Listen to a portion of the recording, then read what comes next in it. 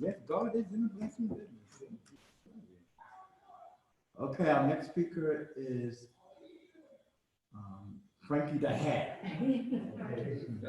Alexandria, Virginia. Oh, not too far from Baltimore.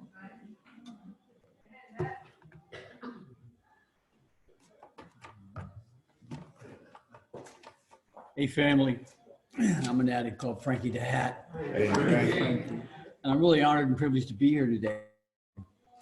You know, just thinking about this event, it blows my mind because, you know, if you think about this for just a minute, what about you guys, man? I couldn't stop using. I could not stop using. And then one day I found this wonderful program called Narcotics Anonymous. And my life began to change in measurable ways. It didn't happen overnight. So my topic is surrender, you know, and when I think of surrender, I think of the first step.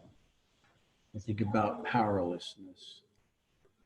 And I understood that concept when not too long after I got here, because like I said, I used to live and live to use, and that was it. And that was my life. And that's all that I dedicated my life to in my late years and into most of my very formative adult years, where I could have probably forged a path that would have taken me in possibly another direction, but I'm okay with where I'm at today. So real quick, my clean time date is April 1st, 1984. Everybody know April 1st? Yeah. You know, I didn't pick that day. I really didn't. In fact, you know, when I came out of the fog, which was probably a couple years into this program, I realized April 1st, that's April Fool's Day. And then I started coining this phrase at my anniversary. I'd say the joke's not on me anymore. Because for so long it was, man. For so long it was. And I love this program, folks. So that's 13,124 days, 431 months, or 35 years, 11 months to 6 days. Hey, 1 day clean, 1 day clean, a portion of a day. That's what matters to this addict today. I've been able to arrive at a point in my recovery where time is nothing but time, you know, and I look at time as a state of grace, you know, having been here for a while and watched many of us, as well as family members and members of my community who pass on, and you know, and every time that happens, man, you know, the tendency is to go to my that and go, why them and how come, and look at me and why am I here and they're not? And that bothered me for a long time. But there came a point a few years back where I began to understand fully and completely why I'm here today. And with the God of my understanding, not has given me a mission, but he's given me a purpose, a sense of purpose that is so fulfilling and so rewarding. And, you know, I've yet to replicate or duplicate in any other area of my life. And so when I think about this program we call Narcotics Anonymous, it just continually amazes me. And, you know, that's a wonderful feeling to have, because as a child, when you were a child growing up and you saw something that caught your attention, you know, and that amazement, that feeling about, wow, that's kind of the way I embrace my recovery today, folks. And it just kind of keeps me putting one foot in front of the other. And I've got accustomed to that. So I'm gonna tell you a little bit about my story here. So I was born in Fort Lauderdale, Florida. Family of four. I have a stepbrother who's 4 years old, 5 years older than me, and then three by my natural parents. And but at any rate, my father, he's part of my story. He has to be part of my story because I don't know as if he laid the groundwork for me necessarily, but he certainly caught my attention as a child. So my father had a very peculiar nature about him.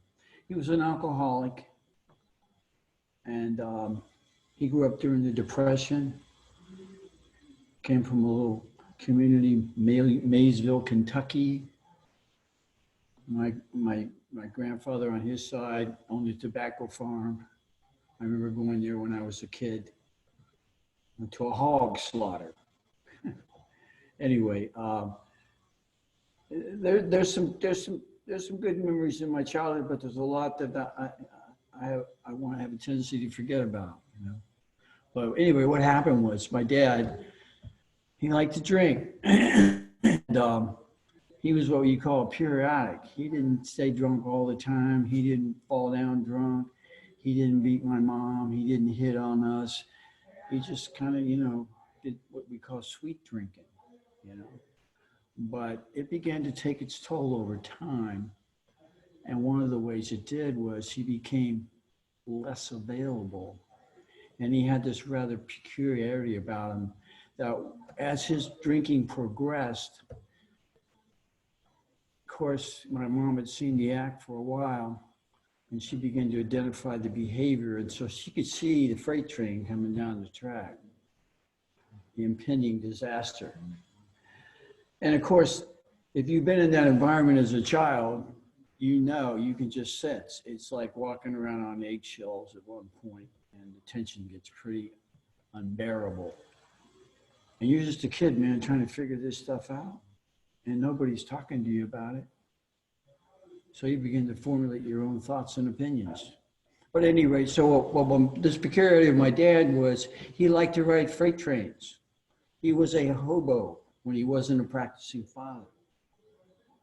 And so he would work and he would provide and he would, you know, but then one day he'd go off to work on a Friday to go get his paycheck. And then instead of heading home with the check, he'd head for the freight yard. And he'd get with his hobo buddies and they'd sit around the campfire cooking a can of pork and beans and then drink a little jug wine. And the next freight out of town, he was on it. And he'd go. And it might be a month, 3 months, 6 months. But eventually we would get the phone call, or my mother would get the phone call. Hey, I remember we were in Florida. He calls us from Tucson, Arizona. And he says, bring the kids. So that's what mom did, gather us all up. We took a train ride from Florida to Tucson. And that happened numerous times, guys. So by about the age of 9 or 10, I pretty well got accustomed to the fact that I didn't want any friends. Because there were times when this would happen, we'd leave in the middle of the night. So it wasn't like you go down on the corner, hey man, we're moving, we'll see you later. No, we were gone the next morning. Where'd the Mullinses go? Oh, don't know. Left in the middle of the night. So, you know, so that began to affect me as a child. Because I didn't, at that time, it wasn't that I felt there was something wrong with me. I just couldn't understand what was going on in my life. And I love my father, and I continue to love my father, although he passed away a number of years back. But at any rate, so what would happen was, eventually we ended up in what I call my Wonder Bread years. It was in a city called Cleveland, Ohio.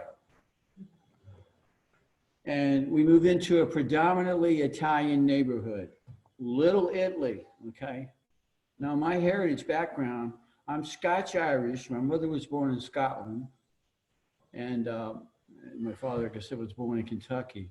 But my father's My birth mother was Cherokee Indian, but she died when my dad was 9 years old. So I'm Scots-Irish Cherokee Indian. That's where I get these features. Anyway, that blood mixture doesn't mix well with the Italians. Okay, you know they got their own crew, and so growing up in that neighborhood, it was a neighborhood, and you know there was lots of activity going on of a nefarious nature. If anybody's seen that movie Goodfellas, there's a section in the guy says to Joe Pesci, he says, "Where's your shine box?" I had a shine box. I used to, you know, at 10 years old, 11 years old, I was going around the bar shining shoes on a Friday night, Saturday night. And then I lay up in the alley till the drunks came out and passed out, and I'd roll and take their money. So I learned how to be a real good criminal early on. And we had this local mob bar on the corner, you know. I tell this story, man. I remember one day I was an entrepreneur very early in my life. So that'll come in later, but so I was on my bike and I was riding back from a paper route on a Sunday morning, and I pull up past the bar and I see all the boys out in the parking lot. See, back in that day, they had a thing called the blue law. Couldn't sell alcohol before noon. So all these guys that were hungover from the night before or getting ready to gamble and bet on the games and stuff, they're all waiting in the parking lot for that 12:01 when the door opened up, right? So I kind of pulled over, just decided to linger for a while, and I see this big stretched limo, Lincoln town car pull up. And I see these two big gorillas get out of the car, man. And these guys are over in the parking lot and they're gambling. They got this, they got the Italian version of the scissor, paper, rock.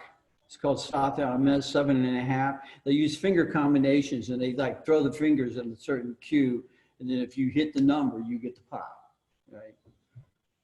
So I'm watching this, and then these guys walk over in the crowd and they grab this guy, they pull him out. They take him over to the curb. And apparently he owed the loan shark some money. "I'll get your money, man. I'll get you my squirrel." And you know, he's doing that. And then I see this one guy go like this in his pocket, and he comes out, brass knuckles. You know what those are? And the other guy just kind of distracts him for a second. Bang! He dropped like a sack of potatoes on the ground. They grabbed him by the collar and they drug him up on the curb and they laid him face down like this. And one guy standing on one side and one guy stood on the other side, and they did this on his arms. They broke his arms inverted. I witnessed that as a child. Talk about trauma. You know, and I was being recruited by those guys. But the thing is, the deal is if you're not full blood, you ain't gonna be one of them. You'll be a lackey, and that's the best you'll ever be. So I had enough sense about that to recognize that I wasn't going to join that crew. So anyway, fast forward. So of course, my brother and I and another guy in the neighborhood, we formed a little burg ring, and we started burglarizing places and busting, you know, and we finally got caught. And we finally ended up in court. And so we were in court. They decided to give us probation, my brother and I. So my mom, they decided to move outside of Cleveland town about 25 miles out, called Mentor. It's right on Lake Erie. So we moved out there to the suburb. So I got a probation officer, but I'm in full rebellion, man, you know? And anyway, so what happened was I kept getting in trouble, suspended from school, getting in fights, stuff like that. So finally, I had a probation officer, Mike Zampini. He used to be a semi-pro boxer. So if you had an issue with him, he'd make you get in the ring with him. I mean, I was all about 5'4", 5'1", you know. This guy was, but you know, he wouldn't hurt you. He would slap you around, knock a little sense in you. It wasn't, too abusive. But anyway, and my dad boxed in the military, so he taught me the manly art of self-defense. So I know how to handle myself. So anyway, I got switched to this new probation officer. It turns out he's a guy who lives about 4 blocks from our house, and he's the youth director of this Methodist church. So he starts taking some interest in me and my brother. And in the process, he knows something is wrong. So he finally confronts my mother one day and he said, Mrs. Mullins, you gotta come clean with me. These are not bad boys. And then she finally told him about my dad's situation. And so as a result of that, he went to the judge. And the next thing you know, we were up in front of the judge and family court. And it was my brother and I, and my mother and my dad and my sister. My oldest brother, he joined the Navy. He was in the Navy.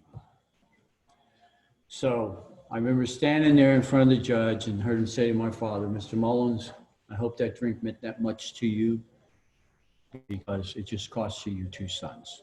So at that point, my brother and I were made wards of the court and we were taken from our family. And I went back to a juvenile facility, 3 foster homes, an orphanage, and then finally a long-term youth facility where I spent the next 4 years. Training school. I perfected my art. Lying, cheating. So at any rate, I share this with you for one reason. All of us have some foundational aspect of our story and some parts of that if we will take the time and apply the steps in a way that we can place that information in such a format that we can make a connection to the dots. Because understanding who and what we are and why we are, wanted to be an addict. I tell you a quick story. You know, I remember the first time I heard the word marijuana on the radio, and it struck terror and fear into me, you know. And I'm sure with one incident I had as 11, when I was about 11 years old, I was with my brother and some other friends, and one of the kids' parents went out of town, so we decided to raid the liquor closet. So I got a hold of some Canadian whiskey.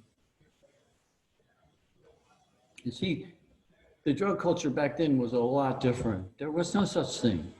You know, alcohol was really the deal. But at any rate, so I remember this, man, to this moment I'm standing here in front of you. When I took that bottle and I took that liquor and it went in and it went down here, by the time it got to my chest, man, I exploded. I was like, whoa. And here's the picture. We're in this major boulevard where they got cars, 4 lanes on each side, going by about 40 miles an hour, 50 miles an hour. I decided to play bumper tag with the cars.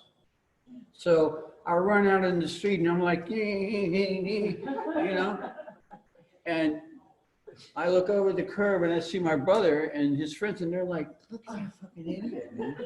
He's crazy. But you know what? Listen to me.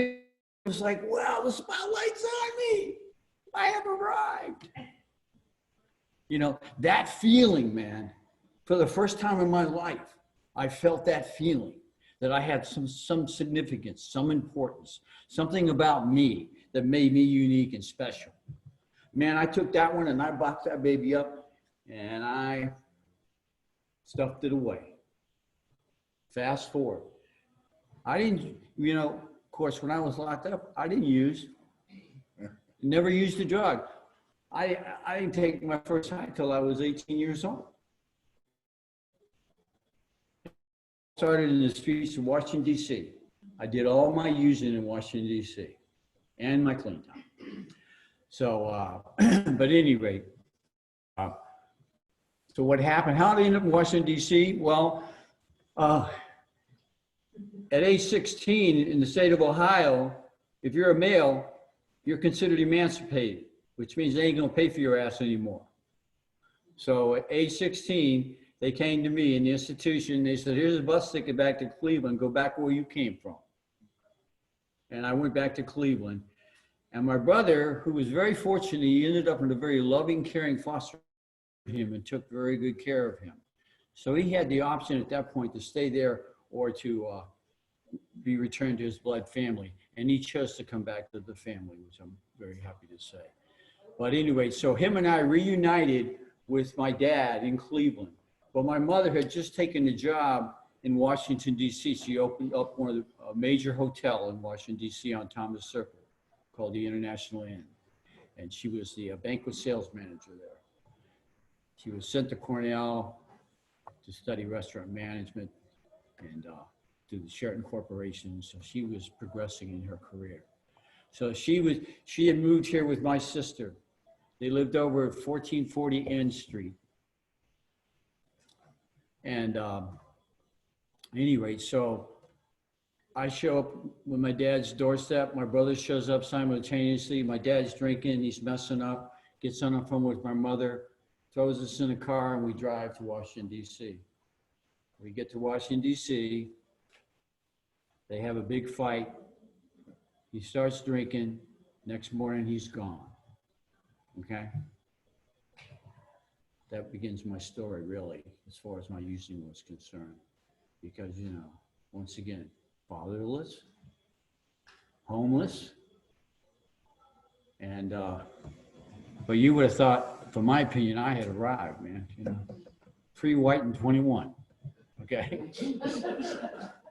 So at any rate, you know, I had a chance to go back to high school. I always wanted to graduate from high school. I wanted to do the cheesy things like go to the prom, participate in athletics. I did a little bit of that when I was very young. They said I had a good arm, and was too small for football. Basketball, they weren't looking at short guys back then. You know? Good arm, huh? Yeah. Yeah, yeah, that's right. I perfected it. Yeah, I learned that in DC. Anyway, so what happened was, I started hanging with some guys, and well, before that happened, I had a chance to go to high school. There's a high school in DC right next to Georgetown University. It's now called the Duke Ellington School for Performing Arts. It used to be called Western High School. And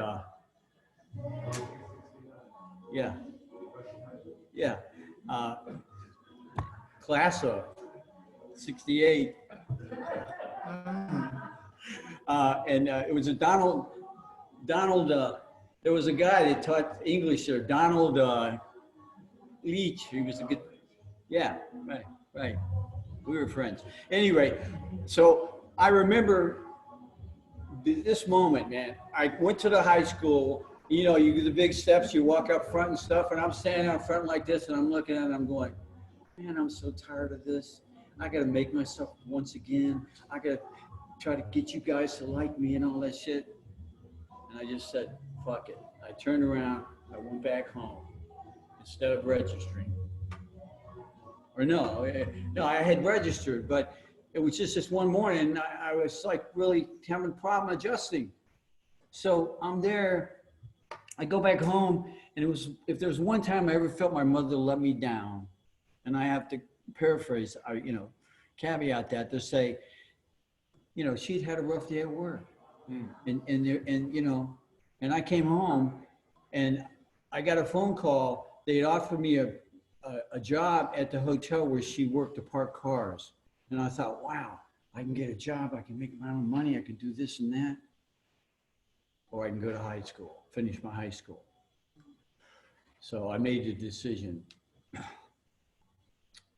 Now I'm going to go work. And that was it, man. So then I got involved with an older crowd, started carousing, doing this and this and that.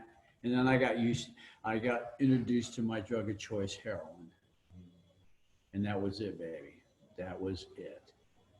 Because for the next, you know, 20 plus years, there it was. And so jump around here a little. Frankie Da Hat. What's up with that?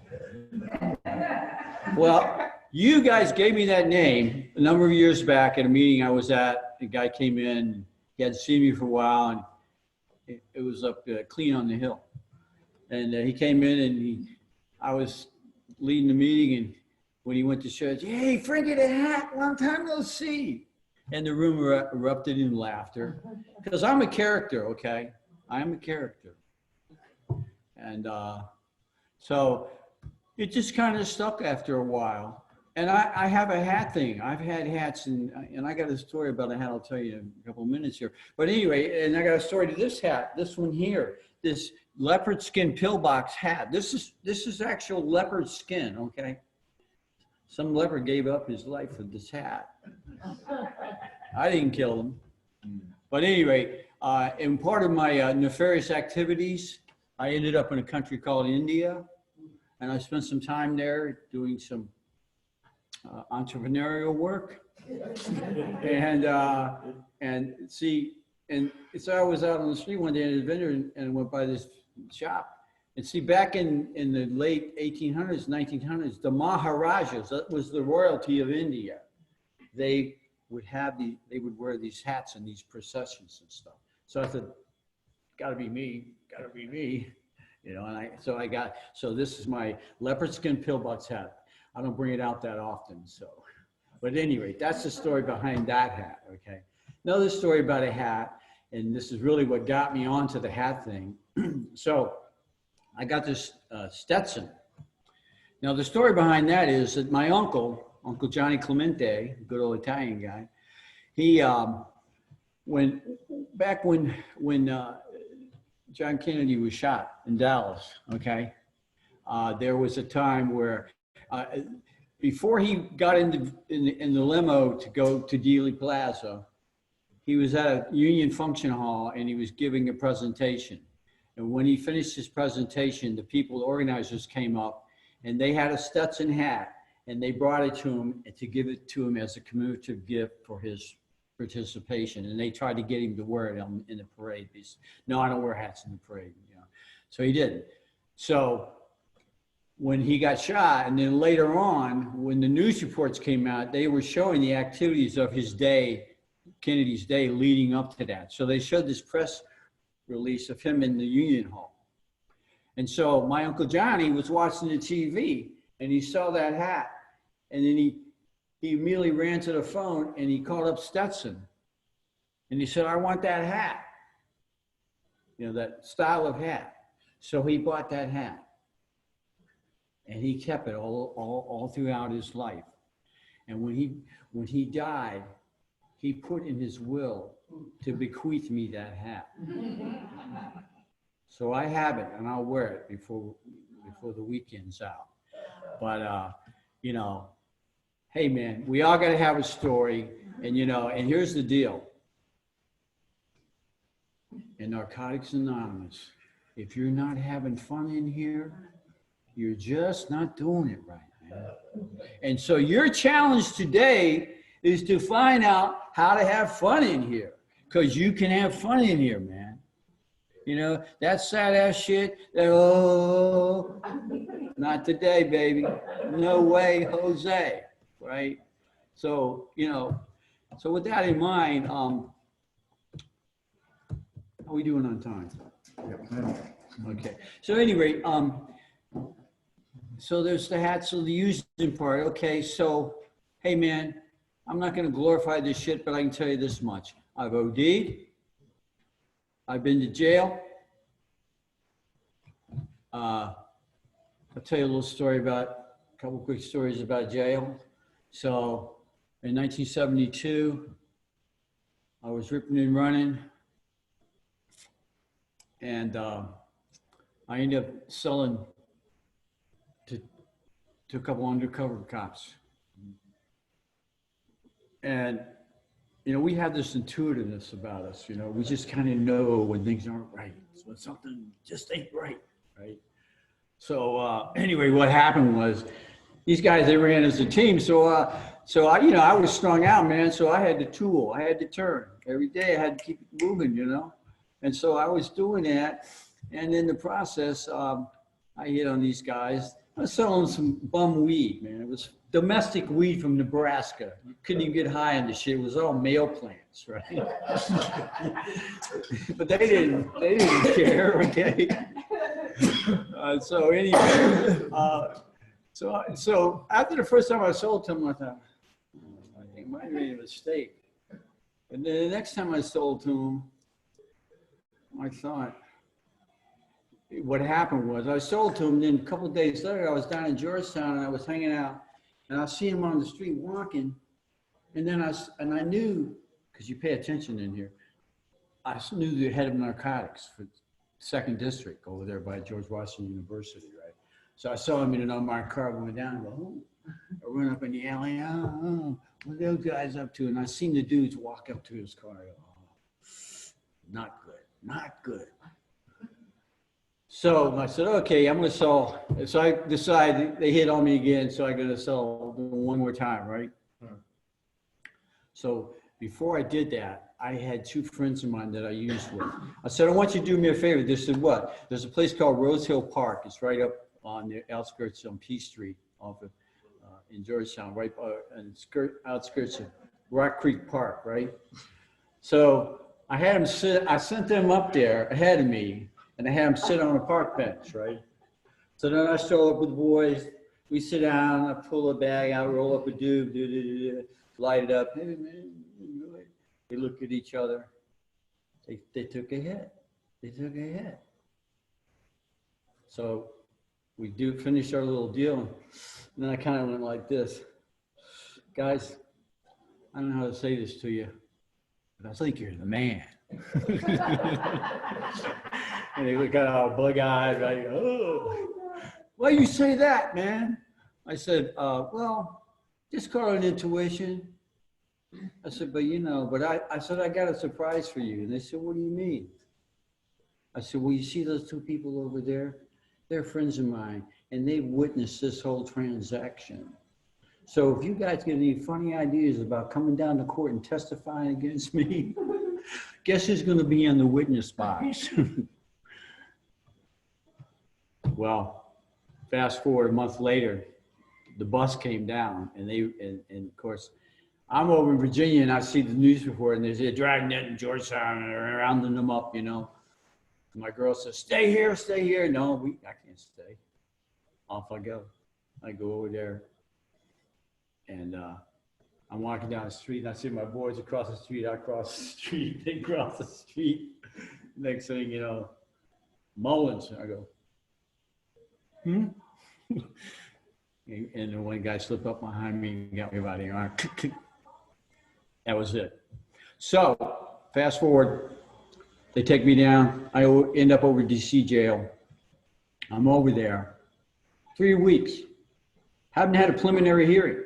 I had a preliminary hearing the first time. Government asked for continuance. Judge gave it to him. Went back, come back a second time. Another continuance.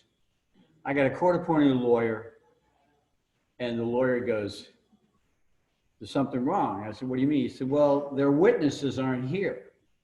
Without their witnesses, they don't have a case. You understand? So I'm like, okay, all right. Go back over to DC jail another week, come back, third week. My lawyer grabs me in the bullpen and he goes, I think we're going to get a break here. I said, what do you mean? He said, well, we got this new judge up there, and this guy's been throwing cases out left and right because the prosecutors, if they're not ready to go, he's going to dispose of it. So that's what happened. They asked for another continuance. Judge said, you violated this man's constitutional rights, lack of speedy trial. You haven't had a preliminary. You haven't even produced the evidence. So they know process and they let me go. I get out. 2 weeks later, I had a pound of weed. Guy I knew, he shot dope with, was working with the man, and he set me up and carried me over to Virginia, where I had 2 undercover agents there, and they busted me. And so I ended up in Fairfax County. And through a little maturation, eventually what happened was they offered me a plea. They'd give me a year if I pled guilty. 364 days, so I didn't have to go down to the wall, which is a good thing. So I ended up on a road camp. You know, cool hand loop. And that's, I did my time there. I'll tell a funny story about that. So I'm in the chow hall one day, right? Go up to chow line, get my food and stuff. One of these pranksters back in the kitchen was trying to play games with me. I get to the end of the line, they got the desserts and they got this tray and I got this metal tray. And he starts lobbing this Jello on, right? Fucking mound of Jello about this high on the plate, right? So you get 20 minutes to get your meal and get the hell out, right? So I run down, I'm sitting down, you know me, I run my mouth all the time anyway. So I'm like, next thing I'm looking up, half the room's empty, next quarter's empty. And then all of a sudden I look around, there's like 3 guys in the room and it's me. And then there's the sergeant of guard and he's leaning up against the wall and he's looking right at me. Mose, time to go. I was like, okay, sir, okay. I grabbed the tray, right? They had a rule, you couldn't throw anything away. Whatever was on the plate, you had to eat it. So I still got this fucking Jello, man. So I'm like trying to tip over, to the trash and do this here. I get about there, he goes, oh, hold it right there. I said, yes, sir. He goes, what you gonna do with that Jello? I said, I'm gonna eat it, sir. He said, no, you gotta go. I said, yeah. Oh. I said, well, what do you want me to do? He said, you got a pocket, right? Well, we ain't no fools in here, I made best use of that pocket, man, because I don't want to go to the hole, So I put the Jello in my pocket downstairs. And all the boys had a good laugh about it. But anyway, so where's recovery at in this whole story here? I'll tell you about where it landed me, okay? I ended up in a dark room with just me, and I had a pistol to my head, and I had the trigger cocked because that seemed like the best idea I could come up with. I just wanted to turn the music off, man. It was over. I knew it was over. It was done, but I couldn't stop. And I was probably at the lowest point in my life, man. And I stand here today because of a thing called divine grace. Because that's the only thing that stopped me from pulling that trigger.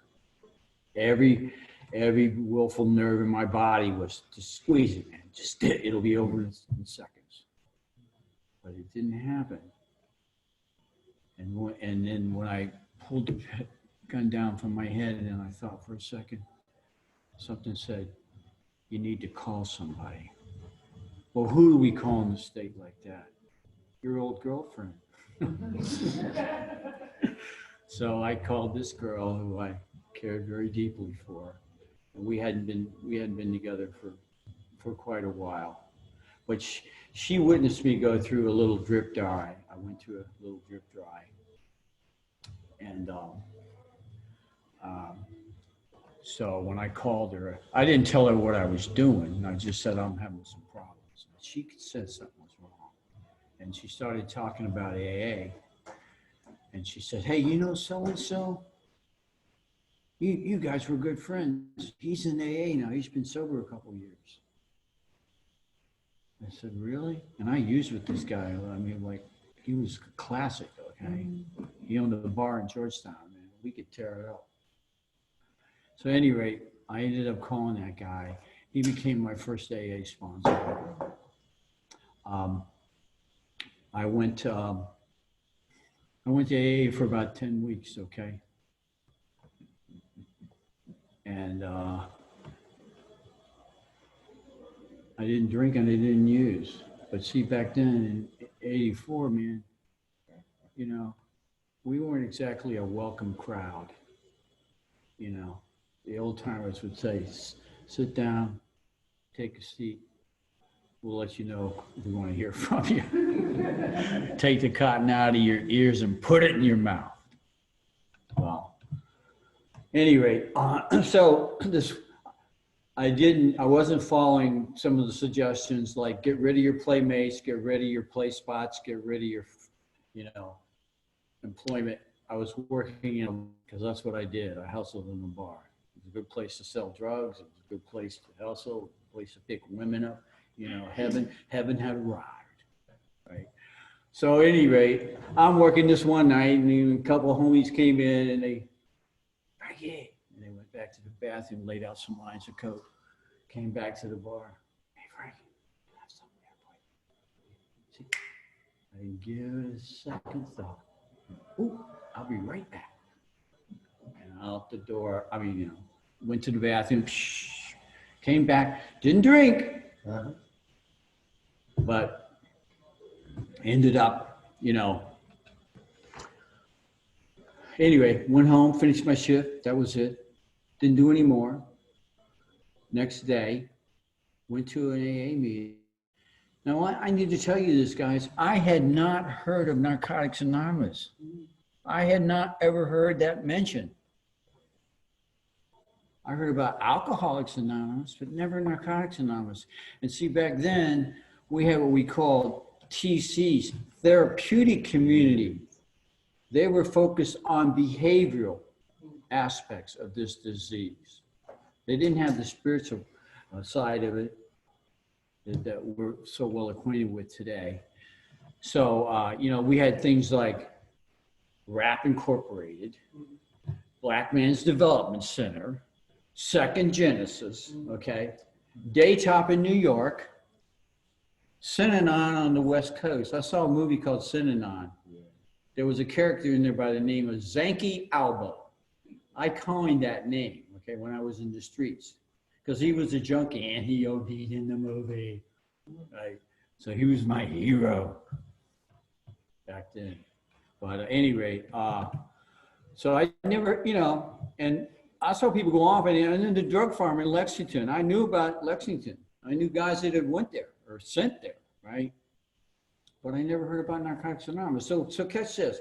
So Monday, go to an AA meeting. The next day, I established a routine with my sponsor. We'd meet once a week, eye to eye, break bread. We're sitting at the table together. All of a sudden, he's starting to cut in his food. I'm like, oh yeah, by the way, I snorted a few lines the other night. And you see one of these. You did what? I snorted a couple lines, man. Oh, really? Well, I got bad news. I go, really? He goes, yeah, man. Around here, we call that day one. I said, day one, fuck you. Nobody's going to take my clean, you know, take my sober time.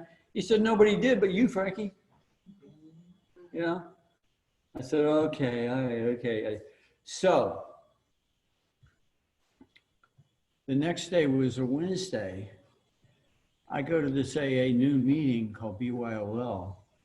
So we're at St. Matthew's, right off where Kennedy had his eulogy.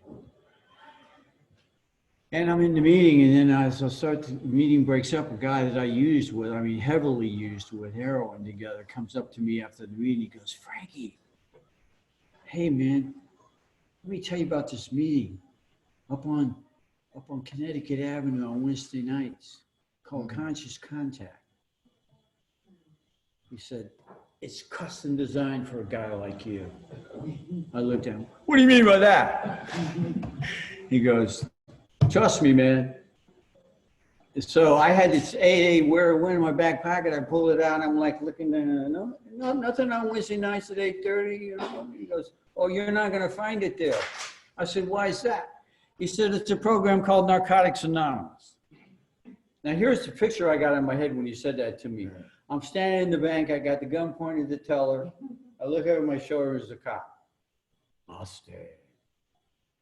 You understand? It's like, you know, because my thing about using was, man, I could clean up real nice and I could talk a whole lot of shit and I'd be prettied up for a while till I got in your pocket.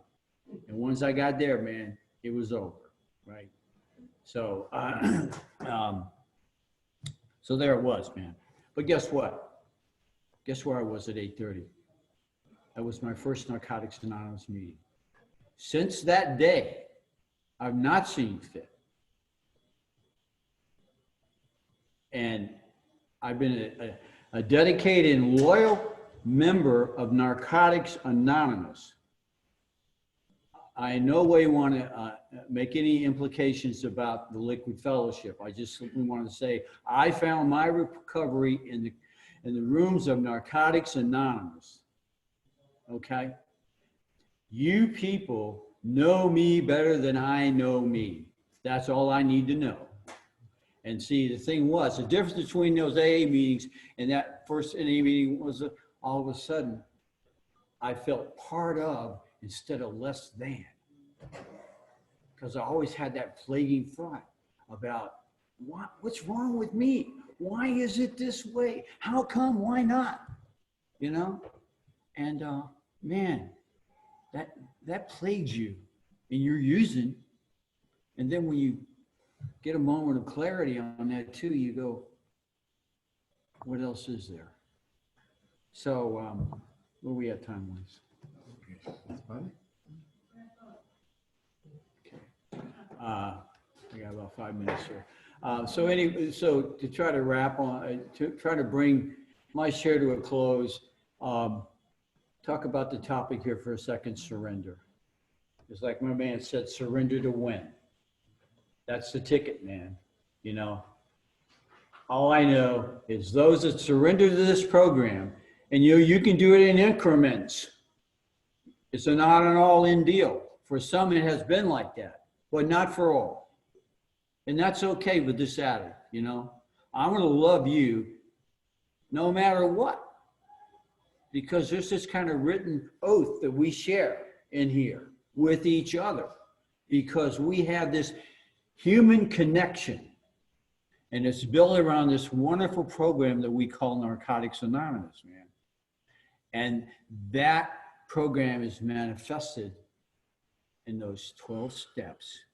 The 12 steps are merely guideposts along the journey. You know, when you take one journey and you take another journey, after a period of time, you start to see similarities and things start to stand out. Well, that's how I relate to the steps, because when I start seeing a pattern of behavior, when I start seeing certain elements of my disease, see, because my disease doesn't take a day off. Ain't gonna happen.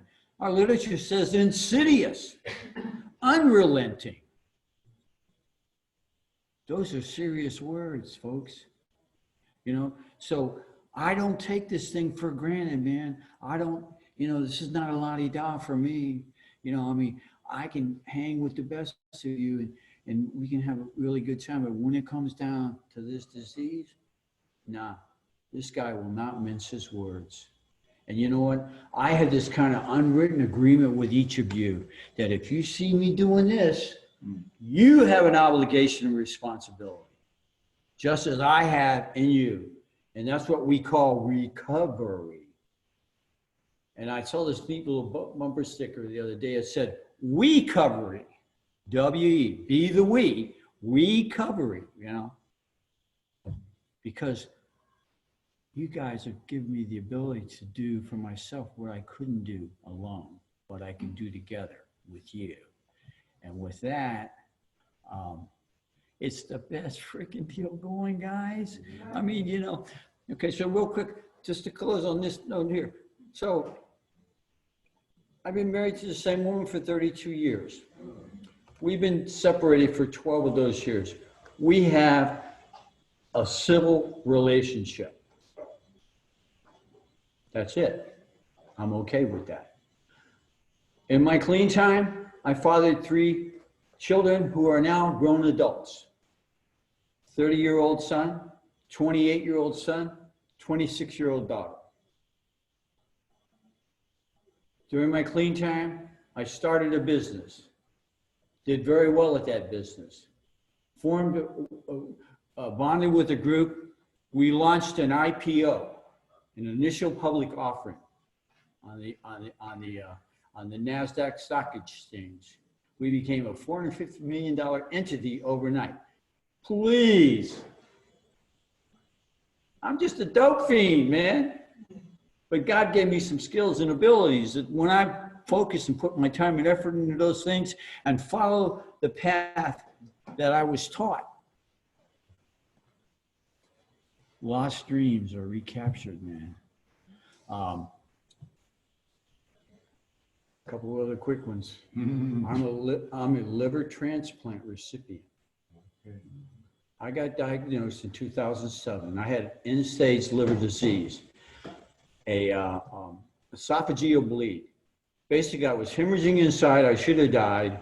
If it weren't for the EMTs and the hospital 3 minutes, and the EMTs 3 minutes away, I wouldn't be here now, okay? Transplant, 5 years on the transplant list. 2012, I got my transplant. All right. It's 2020, folks. So when you ask me, do I have a purpose in life today? Why am I standing up here today, sharing this message of recovery with you? Here it is, ladies and gentlemen. The gifts and the grace. Thanks for letting me share, guys. Yeah. I would like to thank both of our speakers, and we will close with the third step prayer.